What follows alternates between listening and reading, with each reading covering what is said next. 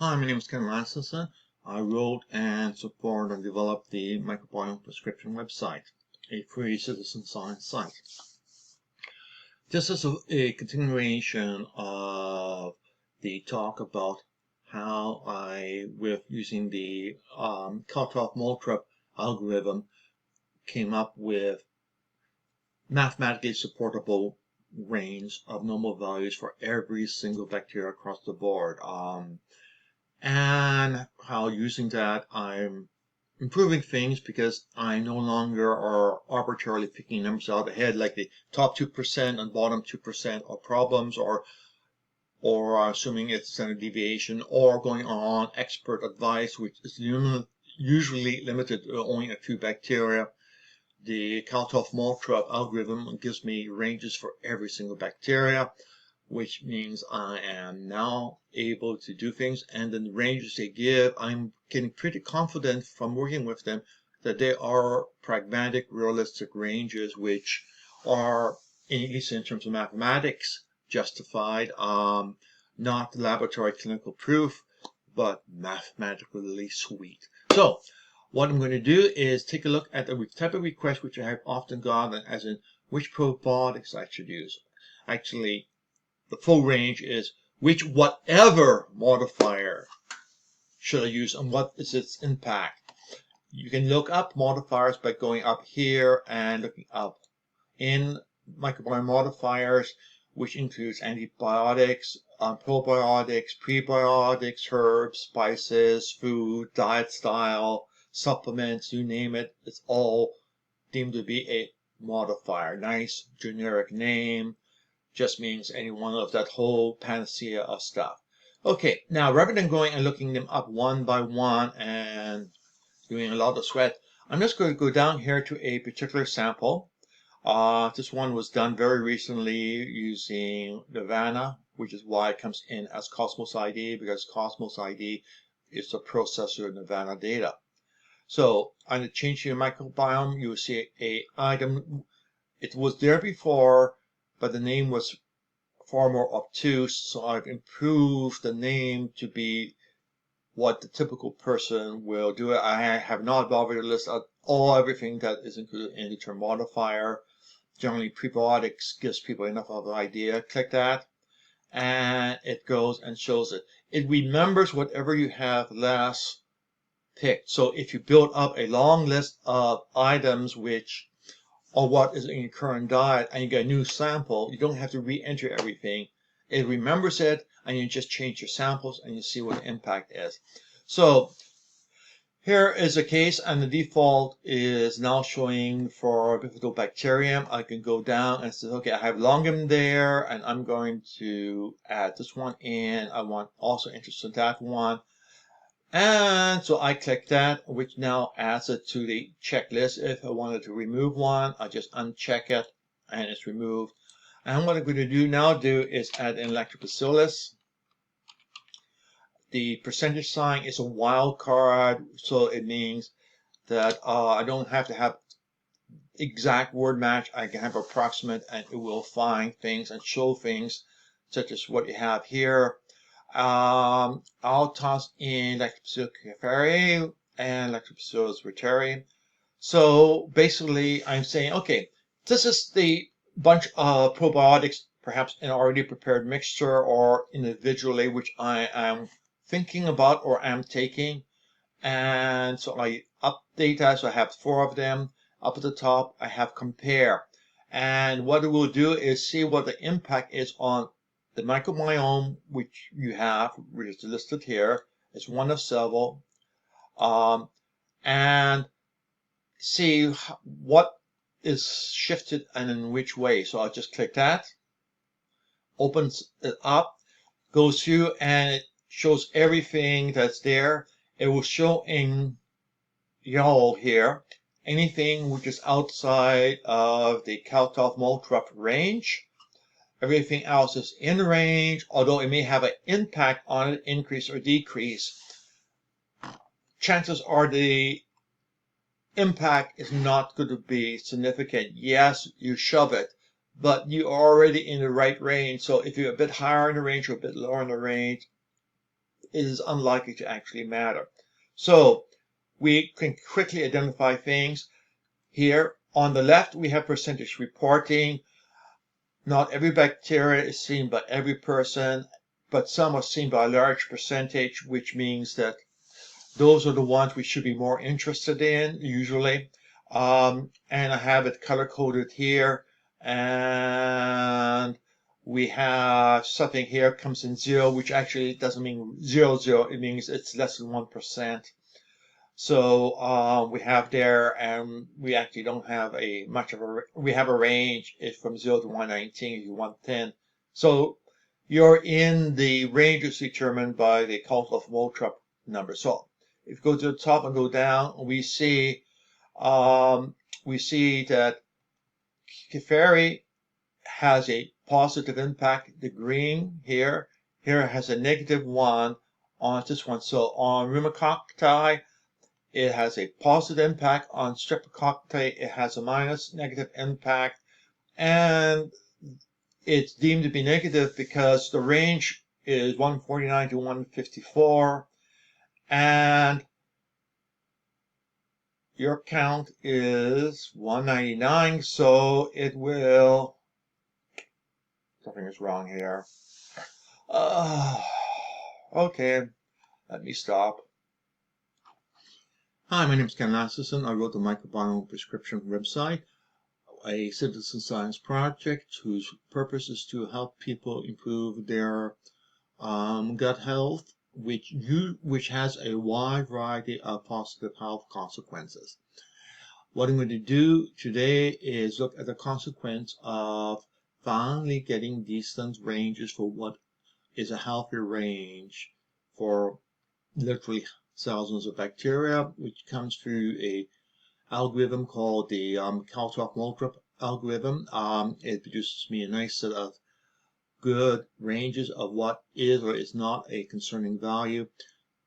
One of the long-time issues I've had is that the information on what is healthy or what is not healthy is kludged or missing or wishful thinking or numbers pulled out of the hat by a lot of specialists in the area. I mean, a lot of people. Or valid numbers, but only for a few bacteria.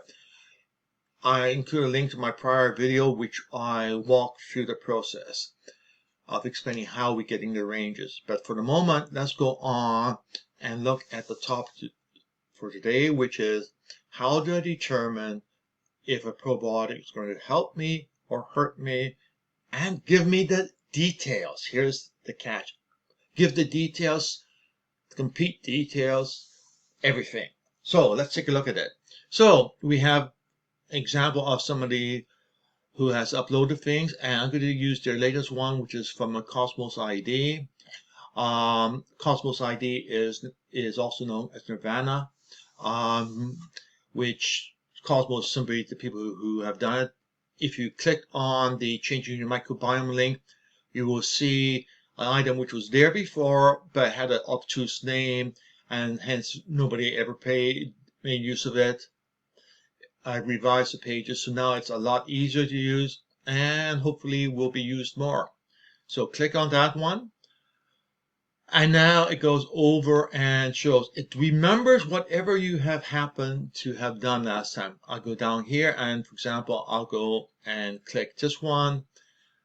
It also remember what you looked for last. If I click that and do an up search, voila, that's it. If I go and type in something like NIM, click that, and it will show down below everything, and we only have one thing called NIM, so we can just go and put a check mark here. Remember, whatever is checked is what keeps included. If you remove a check mark from up above or down below, it doesn't get included. So we click that. We now have NIM there.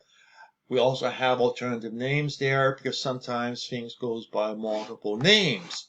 And we could actually toss in one more thing. What would be a good thing? Let's type in B12. And down the bottom we have a variety of things. You notice that the percentage sign means wild card. So we have Bifidobacterium lattice BB12, which is a Pacific species. And then we have what is vitamin B12 with a ton of different names. And then there's other things where there may be a B12 included in the name somehow. So we select which ones we want. Again, it's a wild card name, which sometimes is helpful, especially when dealing with prescription drugs, because the same drug may have literally 100 different trade names, and this will allow you to find it if we have it in our database. Update, and we now see we have everything there. Up at the top is what I want to take a look at, is do a compare. It will look at these substances and look at your microbiome and say, okay, what's the consequence? And voila, we now have the consequence, and goes through and it gives you what modifier we have, and each one is listed independently so you get some idea. Shows you what your count is.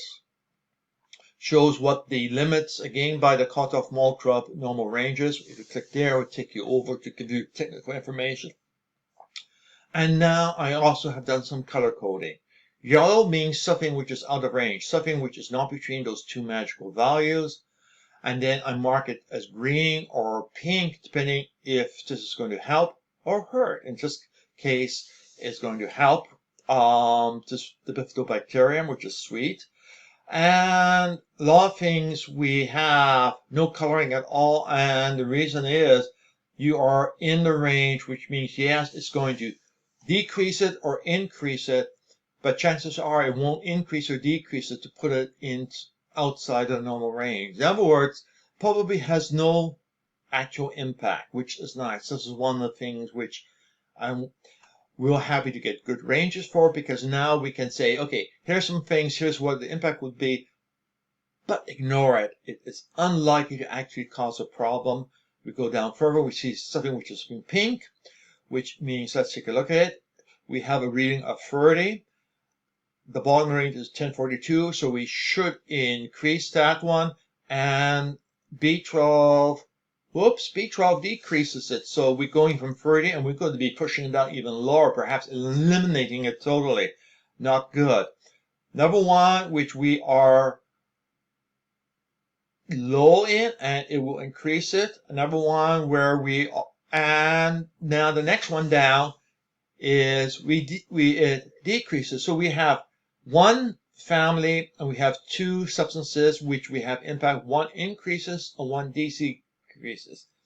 This number here, which is the impact, is not, repeat, not how much it's going to reduce it. It is how confident we are of having impact. It's basically a count of all of the impacts reported from all of the citations. So if you click here on citations, it will go over and list where the information is coming from, and that is the basis of the numbers showing up there. Some cases everything is positive, in which case they accumulate. Other cases you have some positive and some negative, so that we have to do an estimate for that. Returning to the page, you'll find that the percentage reporting is gray or darker gray, and that is simply because some bacteria is seeing all the time, and therefore it's probably very critical. Others are shown only in a subset of people, which often can be a result of a particular DNA bias or genetic aspects, or some cases because of the diet type. So these are not universally seen, and they are there so will help you make a judgment call whether or not it's important. Something which is at zero doesn't actually mean zero. It means it occurs in less than 1% of the people. Effectively zero, which means you probably can blow it away. In this case, we happen to be in the range, so nothing to worry about. And we go down and down so you can see all the impacts. And as you see, you've got some positive and some negative. And you probably be going, okay, how in the world do I figure out what is going on here? And the answer is actually going back and looking at the suggestions and walk through the suggestions. And that process will build up confidence because you will see the result for every suggestion. That what the suggestions are suggesting is probably a reasonably good compromise. So I'm going to go back there, and the first thing I'm going to do is I'm going to look at only probiotics. So to go there, I'm actually going to go up here to changing the microbiome, and I'm going to actually go to advanced suggestions so I have complete control of what is being presented. We have the new default, all of the old choices are there, and the new choice here is there, and I'm not making it exclusive to premium. It's just so sweet that I really want people to make it available. And we go over here, and what we do is we go to uncheck everything except for probiotics. So the result is we're going to see what probiotics are being suggested for it, and we leave it neutrality. I'm just going to click this, show suggestions in a new window, and we have the details of what we're trying to adjust for, and we now have the items to increase. And then down below, we normally would have positive impact. Unfortunately, there's no probiotic which has nothing but positive impact. All of them has mixed impact. And if you go down there, we have a bunch of things with no impact there. So we can actually play around with this a little bit by taking a look, putting some of these in, and we'll see that they have no impact. Or alternatively, we can go and try some of the ones which are listed there, or we can go up at the top and pick items off the increase or decrease list. And number one on the decrease happens to be plantarum. So let's go back and see what the impact of plantarum is.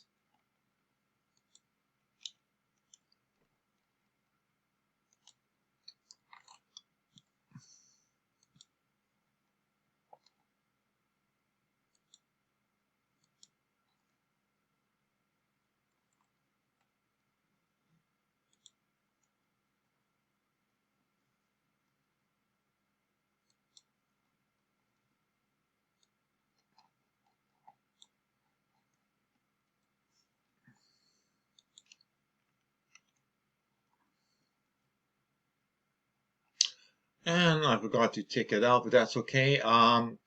You saw me doing some magic there, but just basically getting things organized. And plantarum is what I want to P-T-A-R-A-R-U-M. I drag the screen over to the side so I can see it. Now we have plantarum down the bottom, and what I'm going to do is I'm going to remove all of those and do an update. So the only thing I'm going to be taking a look at is plantarum, and let's see what the impact is of plantarum. So what we have is that plantarum ends up helping a bunch of things, but also it hurts a bunch of things. And here's where the problem is: it's really something which is 100% good or 100% bad, and we sometimes, occasionally, we will find such things. It depends on the nature of the shift, but basically, right there, we have no particular joy in Mudville. Some things help, some things make it worse. Like here, a particular bacterial species goes high. If I actually click on that, I will go over and see what the name is, and it gives the ranges here and gives you what we know. It's reported by new biome, and I don't have the stats up there for CosmosId yet because we don't have enough samples. Usually things will appear when we have enough samples. Up until that point, rather than misleading you, I hide the data. Okay, let's go back.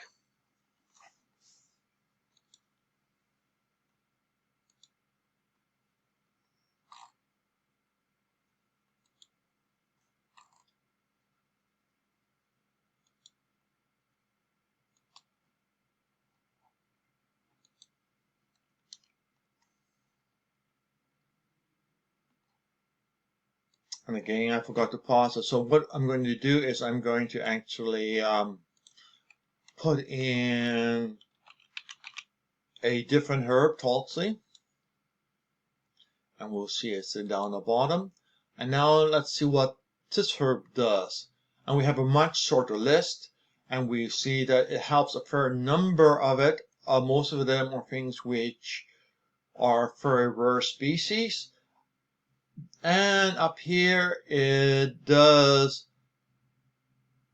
shift things the wrong way. You happen to have high lactobacilli.